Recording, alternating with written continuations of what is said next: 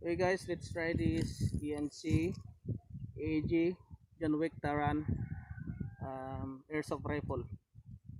So we'll try this. Semi.